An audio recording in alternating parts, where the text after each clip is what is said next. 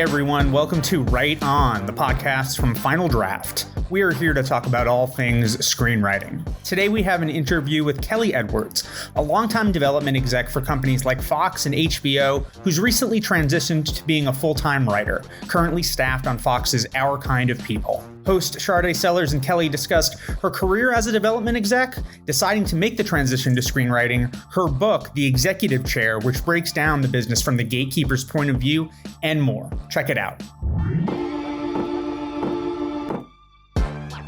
Welcome back to Right On, everyone. It's Sade Sellers here again, and I'm so excited for this episode because this is probably going to be the most beneficial episode for any of our aspiring writers listening today.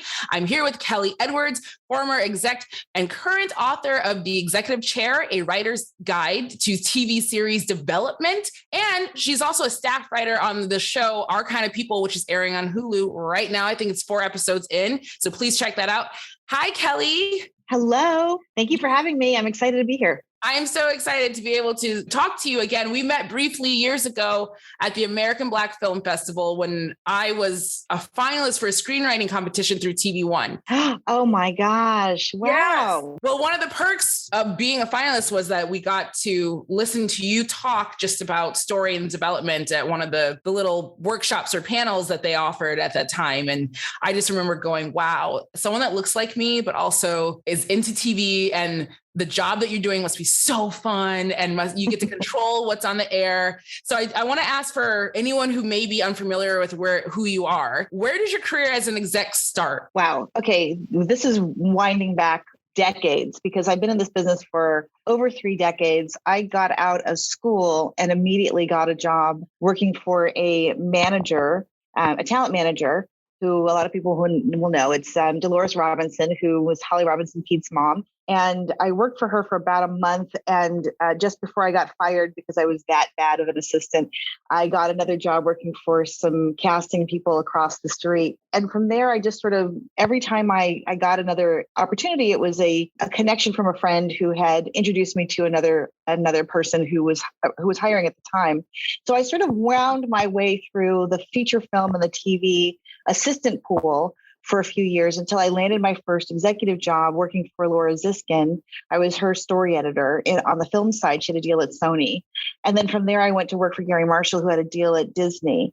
But I wanted to go back to television because I had spent some time as a writer's assistant for a couple of executive producers, and I had been in production and I loved it. But I realized too that there weren't a lot of Black women who were in writers' rooms at the time. And I thought, well, I really need to be able to make a living and support myself. So I found that the executive track really worked for me. And by the time I was done working with Gary Marshall, I realized that the pacing of film was a little too slow for my taste. And I wanted to get back to television. So I went to work for Fox as the first minority manager. This is their first diversity program that they ever had. So I worked for, and at the time we called it FBC. We didn't call it Fox, we called it FBC. And we were going from 4 nights to 7 nights. And we were just putting on Martin. That was like one of the first shows that I worked on when I was there. And then there was another show called Shaky Ground that premiered around the same time. So look back in your IMDb and you will see I'm ancient. But after working at both Fox, and then I went to run the comedy development the comedy development department for UPN. And I had a real chance to shape what kinds of images women of color, had to look at on television. I think that was sort of my biggest drive working there, was not only in front of the camera, but also behind the camera. I was really able to put my fingerprints on the content there in a way that I don't think I really had the opportunity to before. But at a certain point, after 4 years of being in the comedy department at UPN, I wanted to learn how to sell. And I wanted to learn how to sell from somebody who really knew how to sell well. So I partnered with this guy named Jonathan Axelrod, who'd had a number of hit shows on the air. And we had a deal over at Paramount. And for about 6 years, I worked with him and learned the selling side, as a small production company. We sold a lot of stuff. We got a show on the air, maybe halfway through our run there. And then we shuttered the company in about 2007.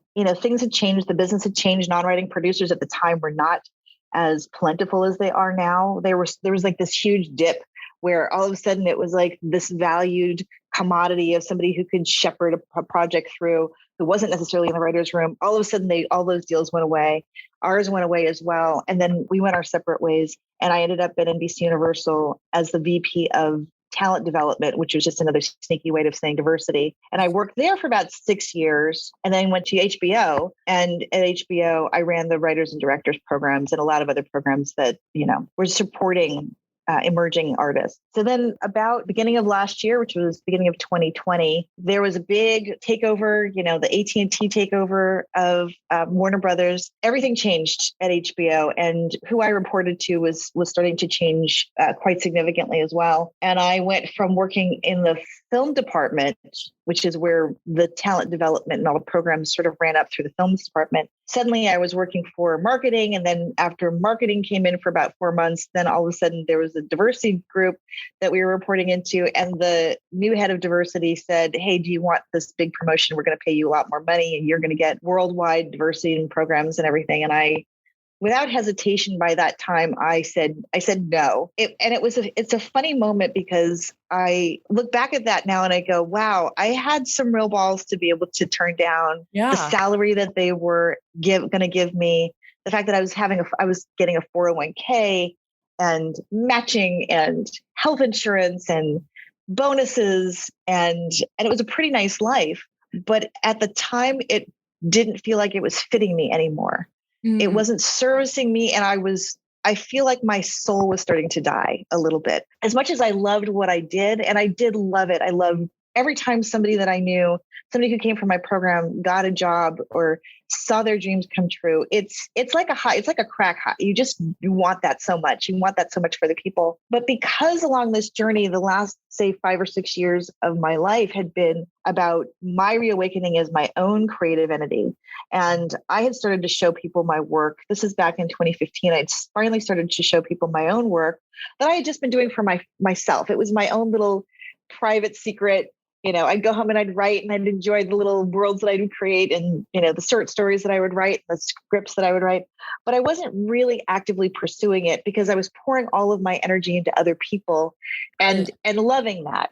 And then at a certain point, I decided to refocus myself. I think part of it comes when you hit 50. Like I said, I'm 30 years in this business and I hit 50 and I looked back on my life. And by the way, it was coinciding with a divorce. So I was looking back on my life and going, and I think maybe this is what people think of when they think midlife crisis. I don't know that it's a crisis so much as it's a point where you realize you're completely secure in who you are as a person. And you have the benefit of being able to look back and go, wait a minute, is this the dream that I wanted? Or is this the life that I sort of ended up with? Yeah. And I think it was a little bit of both for me. I love what I do. I love working in this business. But at the same time, there was this little thing that I always wanted to do, which was to be in a writer's room and to write and get paid for it. That was still unsatisfied in me. So I hit 50. I start to get this divorce. I look back on my childhood and I go, there was a girl at 13 years old who had dreams of being in the industry. Is she doing what she wanted to do? Or is she not? And is she, I'm going to say settling, even though that's not the right word because I don't feel I settled, but is she as fulfilled emotionally and spiritually and in every way by doing what she's doing right now? And the answer was a resounding no. And then the answer for me was to the powers that be, thank you, but no thank you. I'd rather go launch myself off the edge of the universe and into this dark abyss and see what happens. Because I know that I can always go back and get an executive job. I can always do that. Right. But I would never have that time again in my life where I had gotten into Sundance and I had gotten into an MFA program and I was finally free of, marital commitments and it was just me and it was just me banking on myself. And I took the leap and went,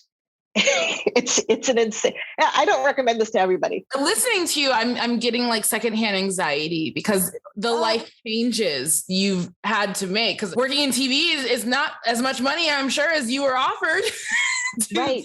Here's the thing though. Here's the thing, Sade. I am making probably, let's just see, when I rolled into the deal at HBO, because I went from working for HBO and then I got his first look deal. And that, that first paycheck when you're no longer getting that, the big bucks, I went, but I'm happier than I've ever been in my life. Like there's no comparing when you're living that dream, there is no comparing. The salary, it doesn't matter. I like I said, I was dying inside a little bit. And that's a job I loved, but there was still something that was so unfulfilled. So I would do it all again. I don't regret a second of it. And I think what was interesting about this is that I totally agree with you on the anxiety thing. There was anxiety. I had the day that I knew that I was getting my last paycheck, there was tremendous anxiety. And yet it was also the day that I got a book deal. So it was almost as though the universe was saying, I know that you're panicked, but I'm going to catch you. Right. And sometimes the universe is like, a total dick and does not, necessarily show up when you want. But it was like this moment where I said, oh, I'm going to be okay. No matter what, I'm going to be okay. That's why I always try to remember too, at the end of the day, is like things will work out. And maybe not in the way you thought, but they will work out for whatever's destined for you. I want to know, what's your advice to people who are at that precipice, that cliff, just like you were at last year, to go, I'm not happy. I'm distracting myself either because it's a survival job or because I do like this, but it's not the thing I really want to do. And I need to take the leap. What advice do you have them to just step off the cliff? Oh, okay. So I talk about this in the book. You need a game plan. So I didn't just willy-nilly decide, hey, I'm just going to, I've got this one script that I got into Sundance with. I had a treasure trove of material that I had worked on for a few years. I'm constantly ideating and putting out more material. So there's a plan attached to it. I have a networking grid of the people that I've spoken to. So there's a thought process that goes into it. I have a mission statement. I made sure that, as I'm sort of going out there and talking about myself, that I have redefined myself for the community that knows me in one way and is now understanding me as a whole new different person.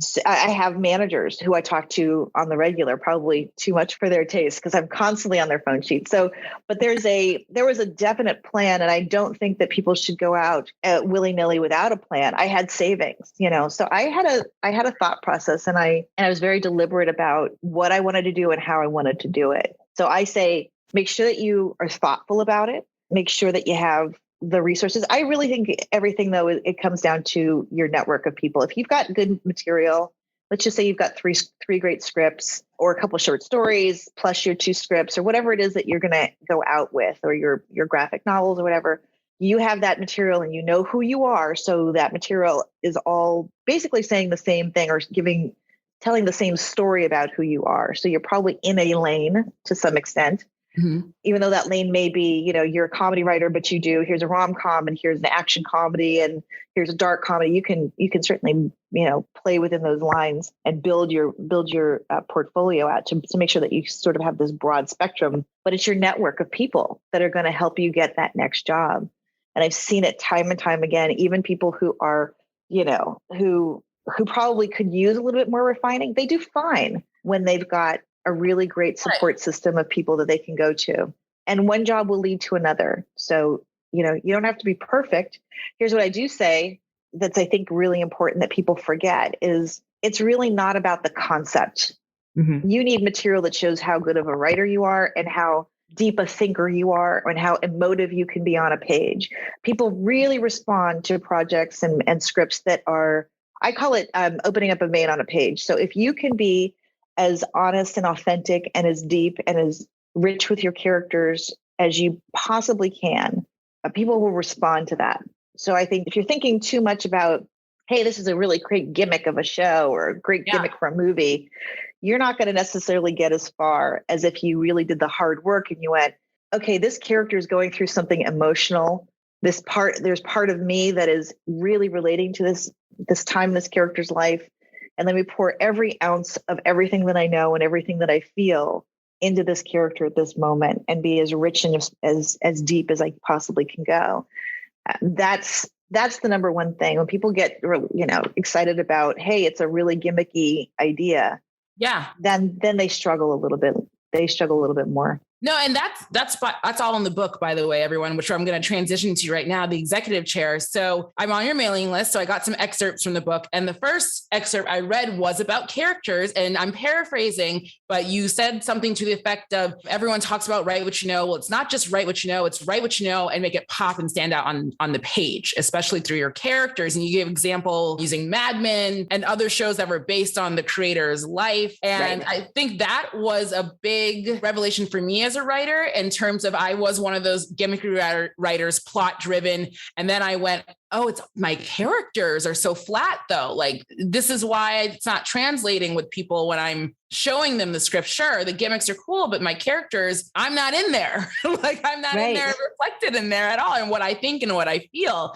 So let's talk about the book, because I can't wait to get mine on Friday. I ordered mine on Amazon and it's coming on Friday. But just reading that excerpt, I was like, this is everything I needed to know and more. So I've read that you were inspired to write the book during the pandemic, where we all were kind of in anxiety-ridden bubbles in our homes, if we were blessed and lucky enough, going, what's life going to be? What's going to happen? What am I doing with everything? How was pandemic experience for you? Oh gosh, I think for everybody it was terrible. I think we were all living through a post-apocalyptic movie. We've been through the ringer on this. And for me, I felt like I needed an outlet. I needed to do something that was sort of taking all of the information that I had in my head. And by the way, I'd been wanting to do this for years, and I'd had a couple of chapters on my computer for maybe a couple of years now. I was writing two books at the same time. One was a book about diversity and how to build a great diversity program. And then the other one was this book about writing. And I had been doing some virtual Zooms for this thing called the Rockabirdie Retreat, it's a writer's retreat. And they were doing them all on virtual. Usually you go to a castle somewhere in Europe, and I was like, yeah, that's going to be awesome. But there were no castle trips this year. And so I had been doing one, and my friend, Jen Grisanti, had introduced me to the program. And while I was there, I met this woman, Kathy Fonganetta, who had also written a book through the same publisher. And she said, hey, I want you to meet this guy who publishes these books. Would you be interested in writing something? And I said, well, sure. I've got this book been sitting on my computer for the longest time. And when I talked to this guy, Ken, he said, we really want you to write a book about development through the executive point of view. I kind of laughed and I said, there's got to be 1,000 of those out there. I said, come on, there's just, it's everywhere. And he said, no, there isn't. Google it. And exactly. So I Googled it. And I was surprised, because I thought, well, a lot of this information I'd always thought is valuable information. It should be something that's easily accessible. We all know as executives, certain things, there's certain just rules and etiquette and information that we just internalize.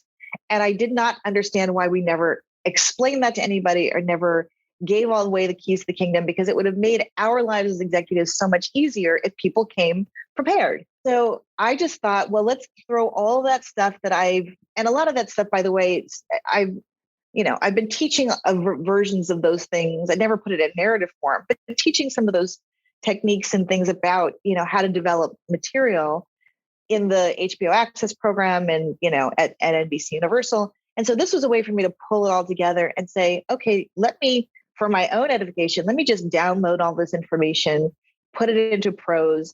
This is how I would explain it to everybody. And in the hopes that everyone who reads it takes away a little bit something, even if it's 20% or 10% of, I will be that much better in a room. I'll be that much more savvy when I go ask someone to lunch or to coffee.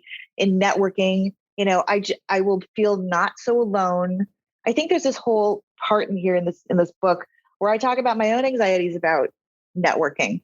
Yeah. And how I was not the person, when I came to Hollywood, I was not the person who was like effervescent and outgoing. I kind of learned those qualities. I learned how to be in a room with 100 people and enjoy it, and to make friends and to make contacts, and not to be so much in my own head and be so filled with, oh my God, I'm the lonely person by the hors d'oeuvres. No one's going to talk to me. Like, I think, that's always everybody's anxiety of going to something, especially if you're going alone.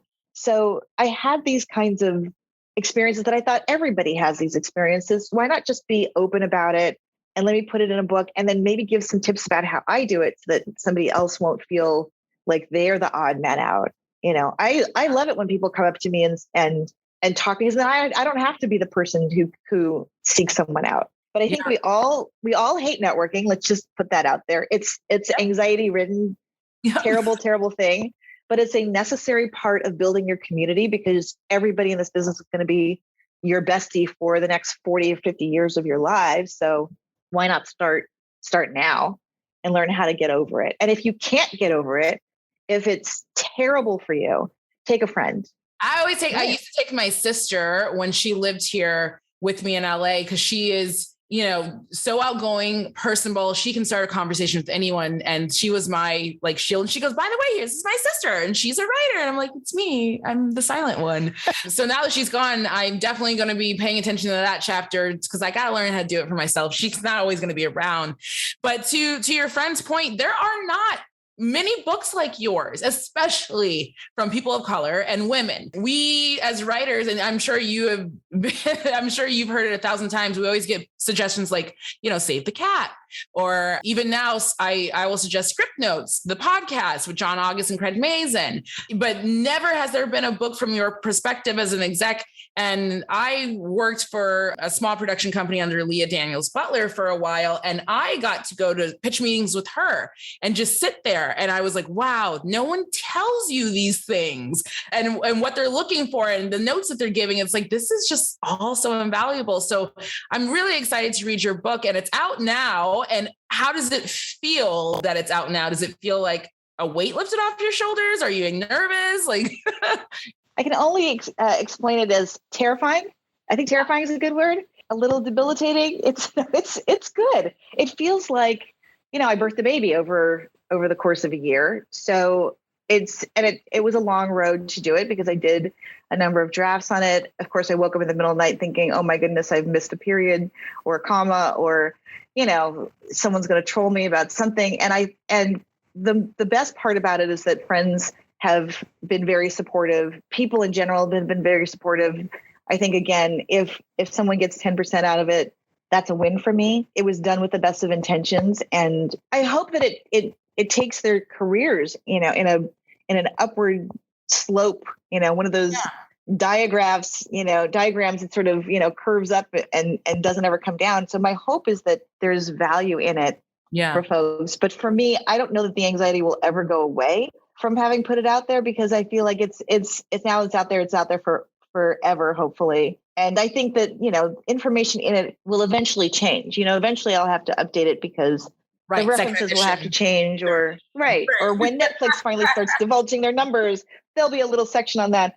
But and the business the business just changes so rapidly, so often. People releasing movies the same day on their apps in theaters. Like, gosh, there could be a whole book about that in 5 years and how that looks.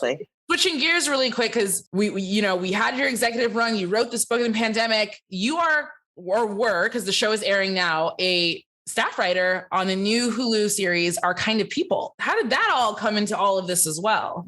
Yes, well, it's actually a Fox show, but then airs on Hulu, which is what I would love people to, you know, watch it on Hulu, because they're collecting those numbers on Hulu for sure. It's been an amazing transition. So look back at, you know, 1980, whatever it was, when I was trying to get in the writer's room, to now.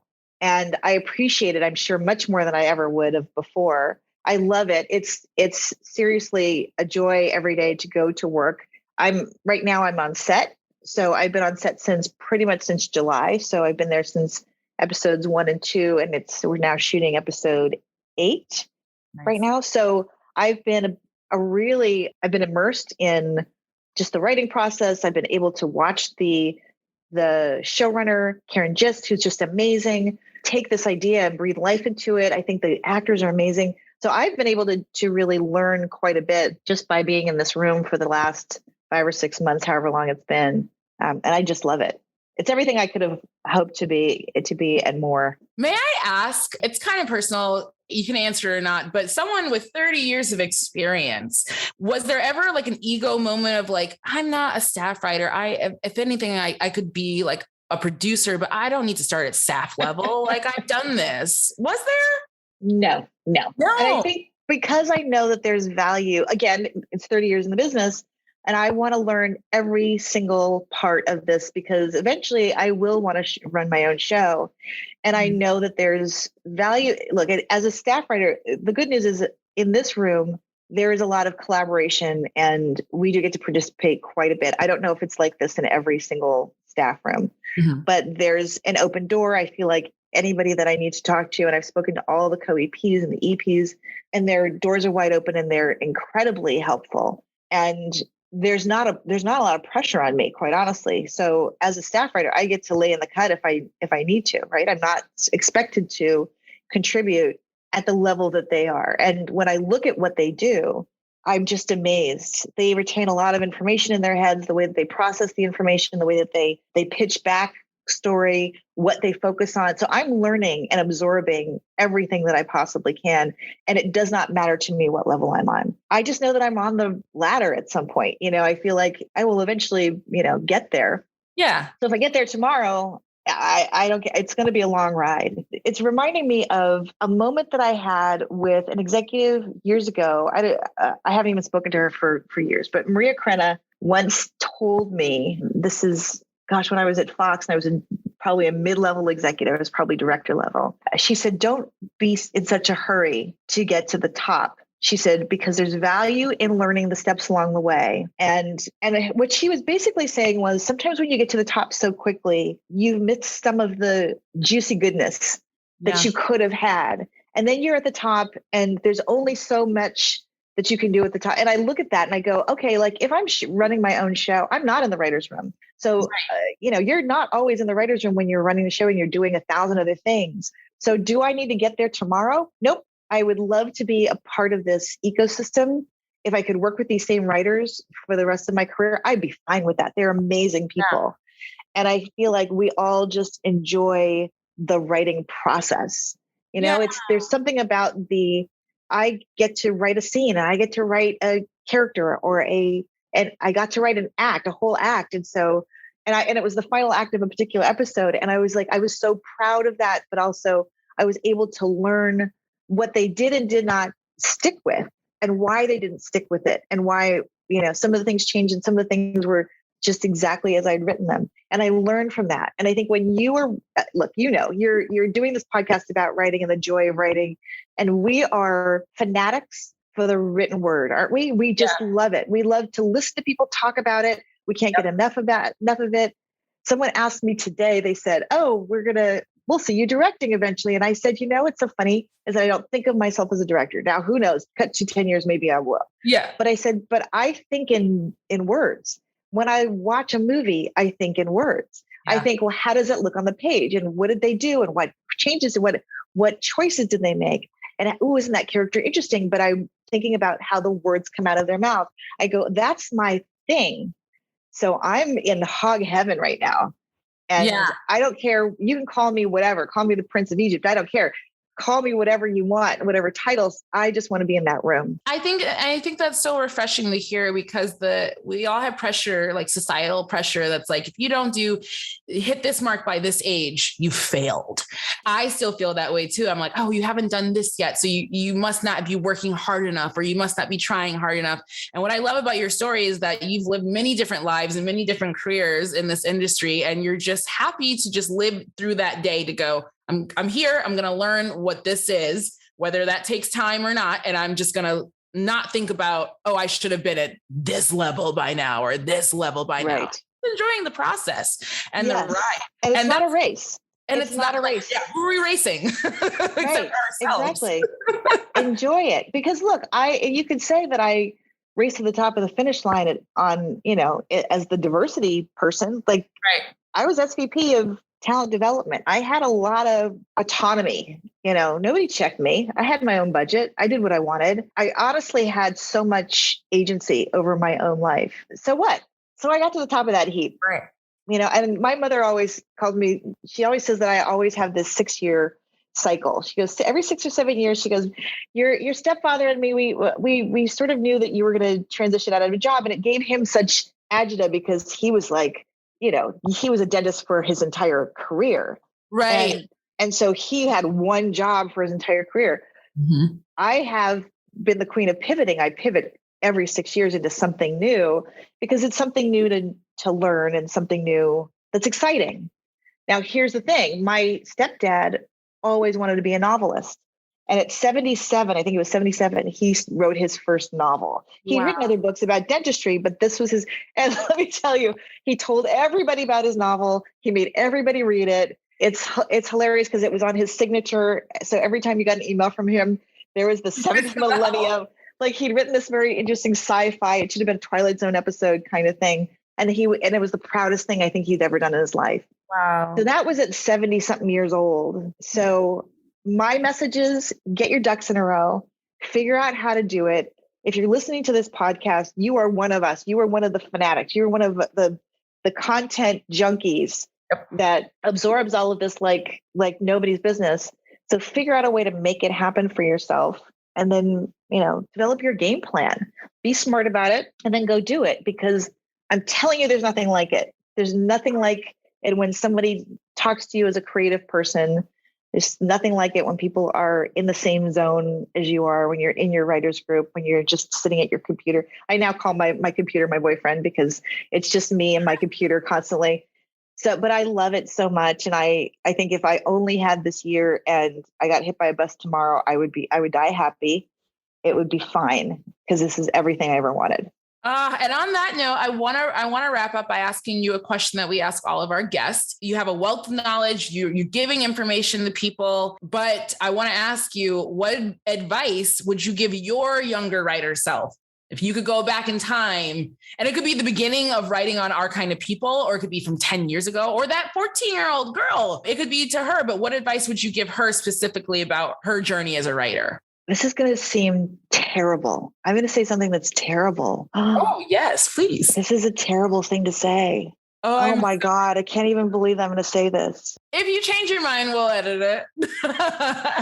Because honestly, I don't even know if I can tell you this. Well, maybe give us a generic answer, and then after the show, you can tell me what it was. Okay. All right. There you go. Here's the generic answer.